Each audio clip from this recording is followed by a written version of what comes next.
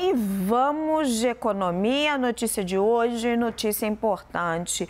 Mesmo com a melhora na nota de classificação de risco do Brasil, o país ainda não tem, gente, o grau de investimento, esse selo de bom pagador que a gente perdeu em 2015 no governo Dilma Rousseff. Vou explicar para vocês como é que isso funciona. A gente preparou uma tela para vocês entenderem melhor. As agências de classificação de risco é uma escadinha. Isso aqui mede o risco do país dar um default, ele dá um calote. Quem está aqui na mais alta qualidade ali do grau de investimento é quem está na classificação A. E aí tem os vários Azinhos, né? A mais, e vai aí numa gradação até o A menos. Aqui só países desenvolvidos, países ricos. O grau de investimento, o selo de bom pagador que o Brasil conquista em 2008 no governo Lula, foi uma grande comemoração, fruto aí do boom das commodities, das reformas que tinham sido feitas, do ajuste fiscal feito no começo do governo Lula. Ele está aqui, ó. Este é o grau de investimento. É esse nível B aí que vai desde BBB- até BBB+. Ter este selinho é super importante para o país porque ele acaba atraindo dinheiro de fora. Tem muito fundo de investimento que tem muito recurso que está lá escrito nas regras do fundo, no estatuto, que só pode investir em país que tem grau de investimento. Pois bem, a FIT estava mantendo o Brasil nesse degrauzinho aqui, ó, o BB-. A gente estava aqui. E hoje o que aconteceu é que subimos um degrau. Estamos em BB. Por vários motivos. Aqui entra a avaliação da FIT de que o Brasil fez reformas importantes, como a reforma tributária, pelo menos o primeiro passo, reforma da Previdência, autonomia do Banco Central, reforma trabalhista. E esta ideia que a agência tem de que hoje existe uma cooperação entre o Executivo e o Congresso que está segurando um pouco mais uma agenda que romperia aí com essa linha de reformas que seria uma agenda mais à esquerda, né? Uma agenda mais defendida pela esquerda do PT. E aqui, ó, já no finalzinho, você tem os países que têm um risco alto de inadimplência. Esses países que estão nessa classificação de risco, ó, CCC, CRDD, o D ali principalmente, o RD, são os países que correm risco de calote. Esses aqui são os países que dão o default. Aqui estão os países que os investidores acreditam que não têm condição de pagar a sua dívida. Então, é aqui o que a gente chama de junk bonds. Aqui, nenhum investidor coloca a sua mão, a não ser aqueles fundos especializados que só mexem mesmo com ativos de alto risco, que no mercado tem até o apelido de fundos abutres.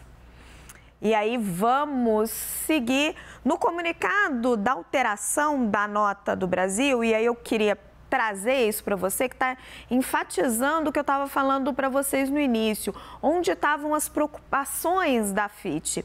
E esse trechinho eu achei muito exemplar, que dá para a gente juntar isso, né? Onde ela fala dessa questão entre o sistema de checks and balance. Olha só, ela escreve assim, a agência. O governo de esquerda de Lula advoga por uma mudança em relação à política econômica liberal dos governos passados. A gente viu essa manifestação em vários episódios, né? Revogação da privatização da Eletrobras, um interesse em ir nessa linha, depois o governo mudou, mas aí segue a FIT. Entretanto, a FIT acredita que o pragmatismo e o sistema institucional de pesos e contrapesos deve impedir mudanças radicais de macro ou micro políticas, fecha aspas. Então, diante ali de vários temas que a FIT elenca para referendar a mudança que ela faz na nota de crédito do Brasil,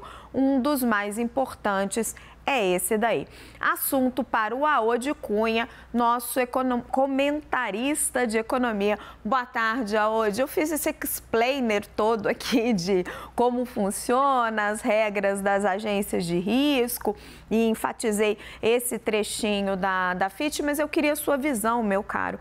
O que você acha que ali de fundo motiva a agência? Se você acha que é um primeiro passo, quando que o Brasil chegaria, reconquistaria novamente esse selo de bom pagador?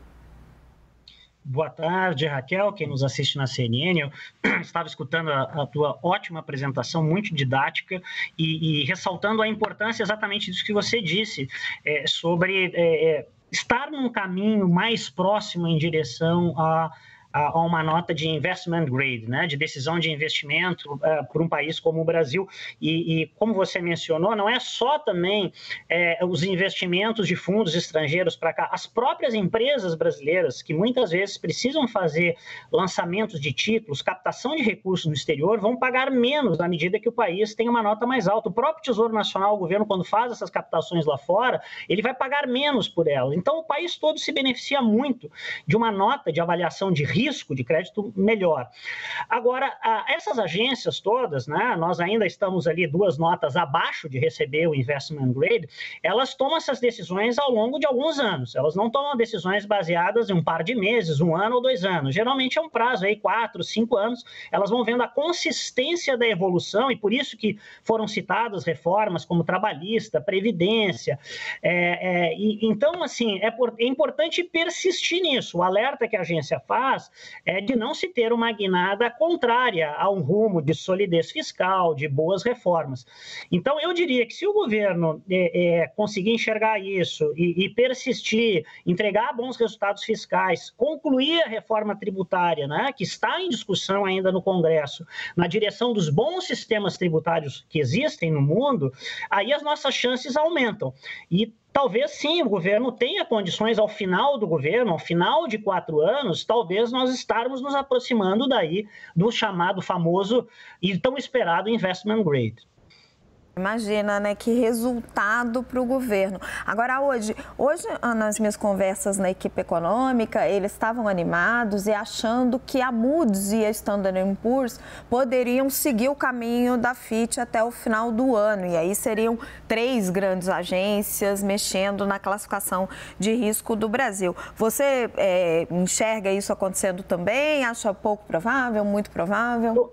Eu acho que, como essa é a mais recente, as outras 2 agências, eu diria que talvez esperem, pelo menos assim, o avanço da discussão da reforma tributária, passando pelo Senado e sendo aprovado finalmente na Câmara, e também o restante do chamado pacote fiscal. O governo anunciou, conseguiu provar o arcabouço fiscal, mas ele precisa ainda mostrar claramente, principalmente na parte de receitas, né, vem toda essa discussão difícil aí sobre imposto de renda, sobre outras discussões de receitas, para ver como é que o resultado fiscal vai chegar no final do ano, na minha opinião.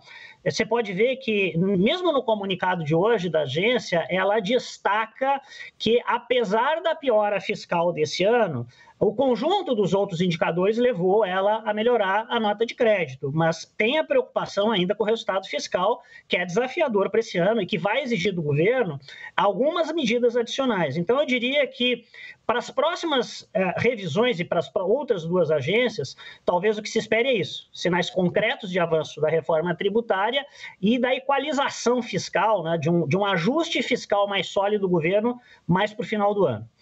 E era esse ponto que eu queria levantar com você, hoje. Os especialistas em política fiscal acham muito difícil o governo conseguir cumprir a meta de chegar em déficit zero no ano que vem. Eu mesma escrevi um meu artigo para o Estadão, sou colunista do jornal, sobre isso, né? Dessa quase impossibilidade que o mercado enxerga. Mas dentro da Fazenda é uma discussão interditada. Ninguém quer mexer com esta meta de zerar o déficit. E a FIT parece mais otimista do que quem está aqui dentro. Por quê? Bom, aí é difícil avaliar além do que está escrito na nota, né, da FIT, mas assim, o que poderia fazer ter um otimismo maior em relação ao resultado fiscal? E eu tendo a concordar aí com você e boa parte de alguns analistas que acham que ainda falta um esforço muito grande e talvez improvável para se zerar o déficit, né, primário. O que pode mudar esse cenário é o governo ter, primeiro, resultados de receitas extraordinárias. Nunca é a melhor forma de obter o ajuste fiscal com receitas extraordinárias. Não, o melhor é você ter com receitas ordinárias, porque as despesas, elas, principalmente de pessoal, juros, área social, elas continuam fixas todos os anos. Então, você não pode arrumar a receita extraordinária todo ano. Mas o governo está contando, eu acho, talvez com uma parcela maior, principalmente vindo dessas mudanças de decisões do CARF, né, de recursos que são extraordinários. Tem também, aí a gente não sabe o quanto que o governo está apostando de aumento de carga tributária depois da reforma tributária. Parece que está claro que na reforma ele não vai querer fazer o aumento, na reforma do imposto sobre consumo, no IVA, né, mas depois no imposto de renda, que é uma grande batalha que vem por aí para o governo. Então, assim, eu não tenho dúvida que para zerar o déficit, o governo está contando com aumento de carga tributária. Com o atual nível de carga, você não consegue zerar esse déficit. Então, talvez a agência esteja projetando uma combinação de receitas extraordinárias maiores e receitas ordinárias vindo do aumento de carga no próximo ano. Talvez isso. E, Audi, vou te jogar um pouquinho aqui no fogo da política, afinal você está no CNN 360. Meu caro, o ministro Fernando Haddad disse que atribui parte dessa nota de risco à harmonia entre os poderes. E realmente, conversando na equipe econômica, a FIT fez muitas perguntas sobre como que estava essa situação, se tinha se resolvido o embate entre o Executivo e o Supremo Tribunal Federal. O quanto que isso pesa? Eu acho que tem peso sim, tá? Sendo justo, toda agência de rating, toda agência de risco, mas não só as agências, né? Qualquer instituição financeira, quando olha para um país, o tema de estabilidade política e institucional é importante, porque há uma série de decisões, muitas vezes, que são tomadas pelo Executivo, que precisam ser referendadas pelo Judiciário, o clima, muitas vezes, de instabilidade política. O Brasil teve uma eleição muito acirrada, né, com uma tensão muito grande. Isso não é só o Brasil, o mundo todo está vivendo um pouco isso. As agências têm olhado mais para isso, sim. Então, a percepção de um ambiente democrático, institucional mais estável ajuda, sim, sem sombra de dúvida. Audi Cunha, querido, muito obrigada pela sua participação hoje no CNN 360.